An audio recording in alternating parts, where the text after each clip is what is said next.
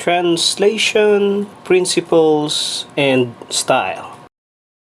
The ESV also carries forward classic translation principles in its literary style.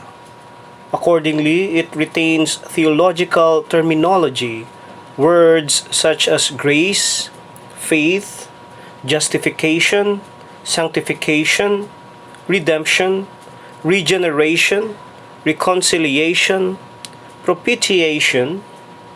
Because of their central importance for Christian doctrine, and also because the underlying Greek words were already becoming keywords and technical terms in New Testament times.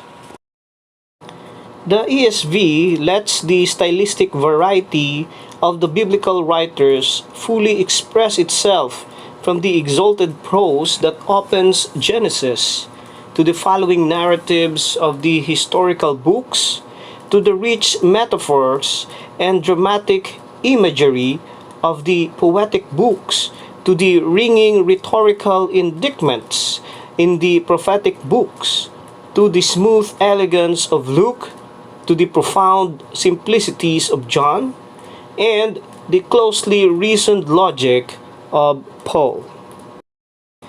In punctuating, paragraphing, dividing long sentences, and rendering connectives, the ESV follows the path that seems to make the ongoing flow of thought clearest in English.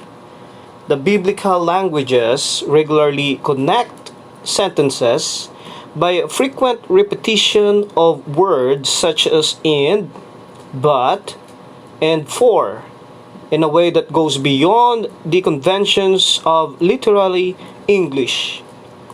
Effective translation, however, requires that these links in the original be reproduced so that the flow of the argument will be transparent to the reader.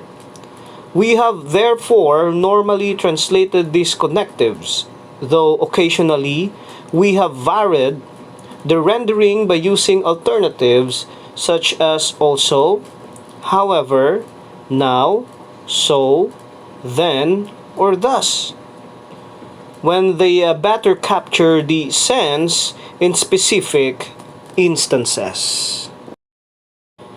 In the area of gender language, the goal of the ESV is to render literally what is in the original. For example, anyone replaces any man, where there is no word corresponding to man in the original languages, and people rather than men is regularly used where the original languages refer to both men and women. But the words man and men are retained where a male meaning component is part of the original Greek or Hebrew. Likewise, the word man has been retained where the original text intends to convey a clear contrast between God on the one hand and man on the other hand, with man being used in the collective sense of the whole human race. See Luke chapter 2 verse 52. Similarly, the English word brothers, translating the Greek word adelphoi, is retained as an important familial form of address between fellow Jews and fellow Christians in the first century.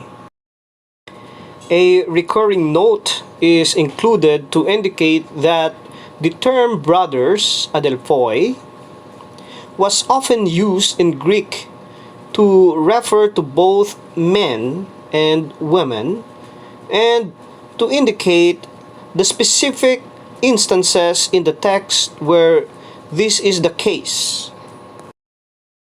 In addition, the English word sons, translating the Greek word huioi, is retained in specific instances because the underlying Greek term usually includes a male meaning component, and it was used as a legal term in the adoption and inheritance laws of first century Rome. As used by the Apostle Paul, this term refers to the status of all Christians, both men and women, who, having been adopted into God's family, now enjoy all the privileges, obligations, and inheritance rights of God's children.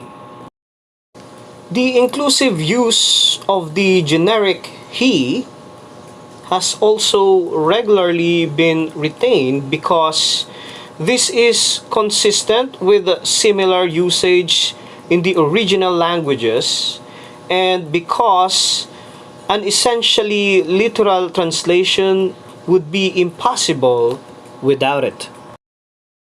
In each case, the objective has been transparency to the original text, allowing the reader to understand the original on its own terms rather than on the terms of our present day culture.